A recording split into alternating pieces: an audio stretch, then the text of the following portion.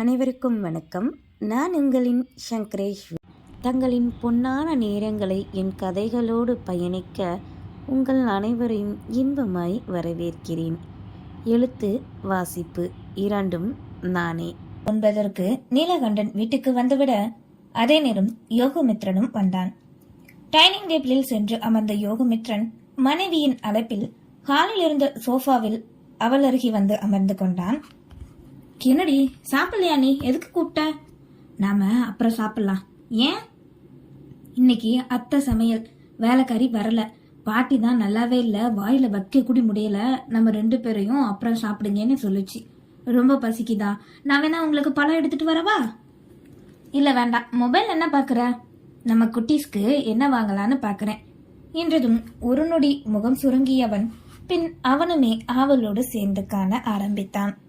குளித்து முடித்து வந்த நீலகண்டன் டைனிங் டேபிளில் அமர்ந்து சாப்பாடு எடுத்துட்டு வா வலியம்மா அழைக்கவே இதோ வரேங்க கத்தியவரோ அனைத்தையும் எடுத்துக்கொண்டு வந்து கடையாக பரப்பி பரிமாற ஆரம்பித்தார். இட்லி சட்னி சாம்பார் ஊற்ற அதை எடுத்து பசையோடு ஒரு வாய்தான் வைத்தார். அடுத்த நொடியே துப்பி விட்டு, என்னடி இது, இப்படி சட்னியில உப்பு அள்ளி கொட்டி வச்சிருக்க, இதுக்குதான் தின்னு தின்னு உப்பு சத்து வந்து சாகவா? நானு ஒரே நாள்ல என்ன டென்ஷன் ஆக்கிட்டு இருக்கடி. நீ காலையில என்னடானா காபி போட சொன்னா சக்கரை தண்ணிய குடுக்குற, இப்ப என்னடானா இப்படி பண்ணிருக்க, மனசை திங்கவா வேண்டாமாடி என அனைவரின் முன்பு வள்ளியம்மாளினை கோபமோடு திட்ட பாட்டியின் மனமோ சந்தோஷ சாரலில் நனைந்து மிதந்தது.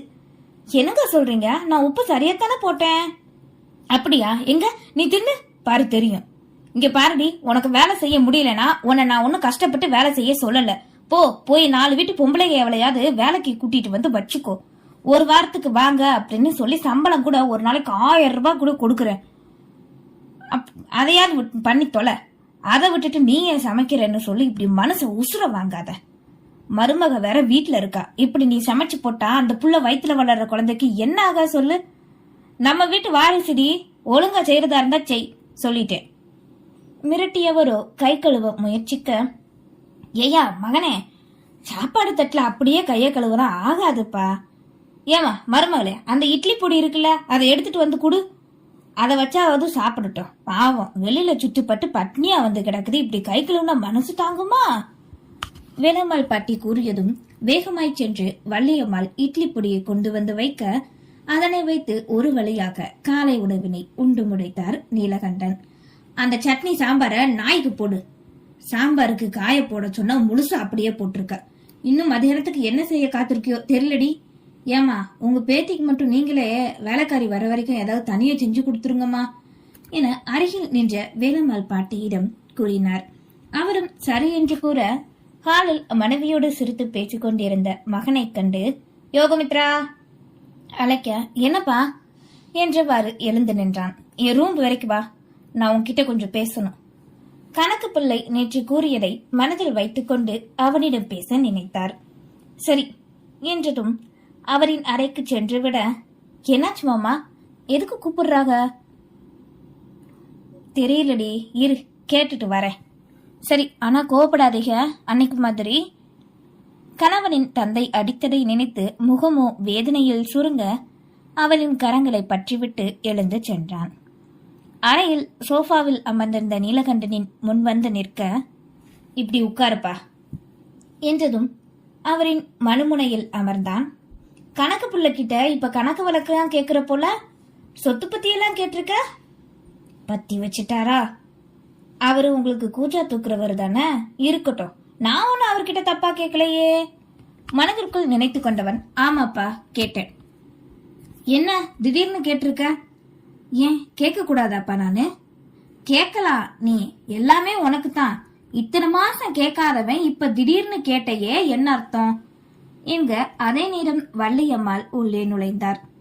அவரை ஒரு பார்வை பார்த்துவிட்டு மறுபடியும் சொல்லுப்பா என பேச்சினை ஆரம்பிக்க வந்தவரும் அழுக்கு துணிகளை எடுக்கவென்று பேசுவதைத்தான் கேட்டுக்கொண்டிருந்தார்.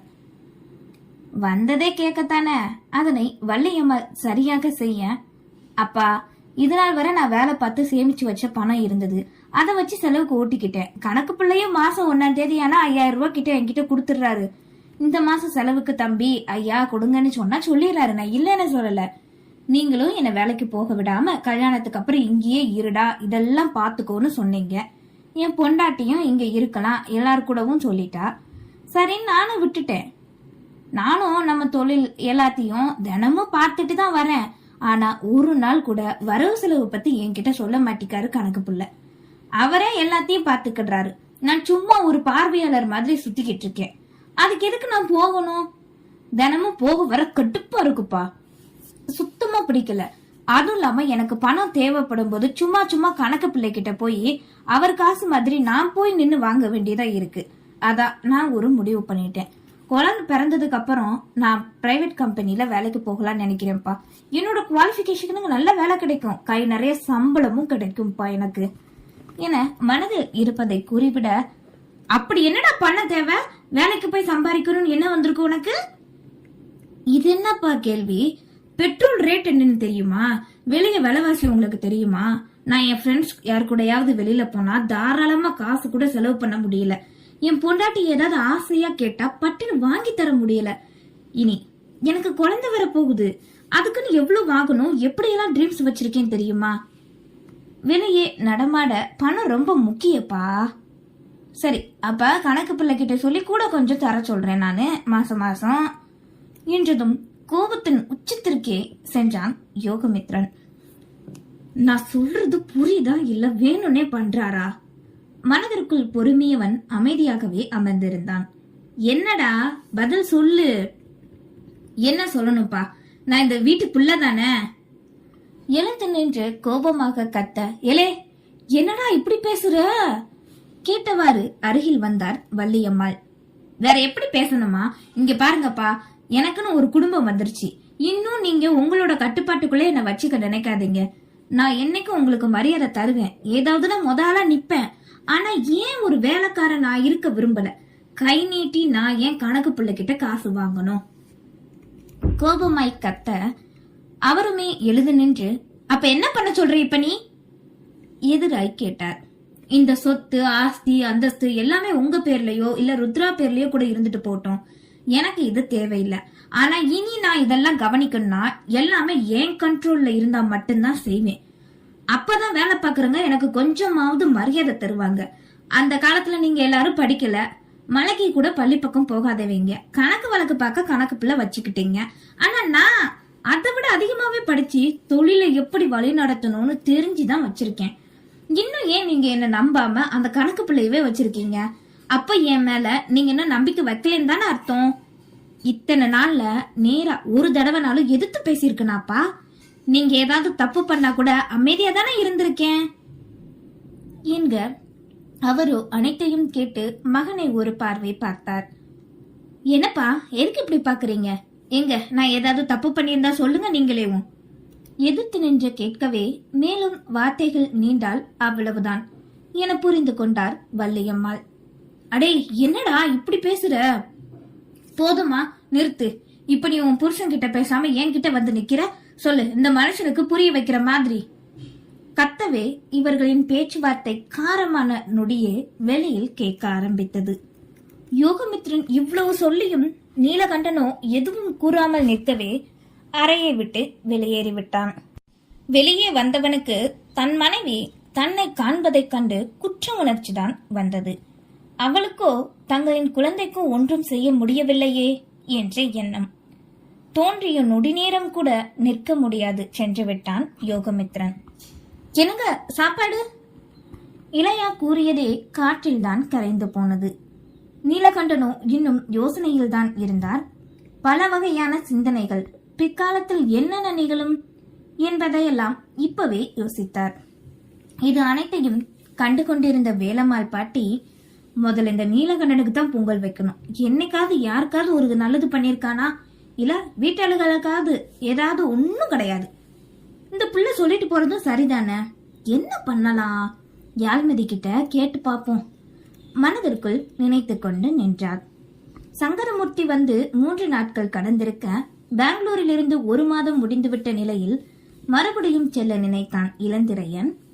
இந்த முறை யாழ்மதியையும் அழைத்து கொண்டுதான் செல்ல வேண்டுமென்ற முடிவில் இருந்தான்.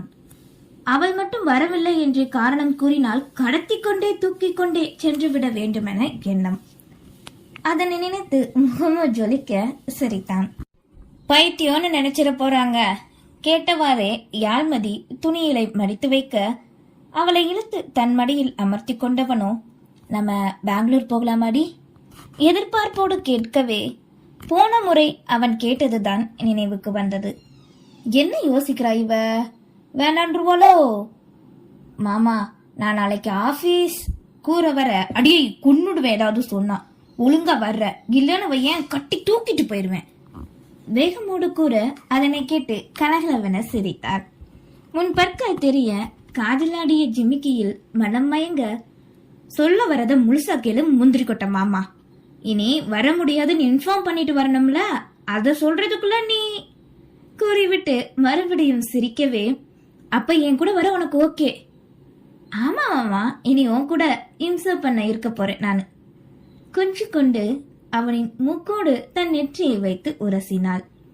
அவனும் அப்போதே அவளோடு தான் எங்கெல்லாம் செல்ல வேண்டும், எப்படியெல்லாம் சுற்றி பார்க்க வேண்டும், எப்படி வாழப் போகிறோம் என்ற எண்ணத்தில் மனக்கோட்டைகள் எல்லாம் அந்த நொடியே கட்ட ஆரம்பித்து விட்டான். நன்றி.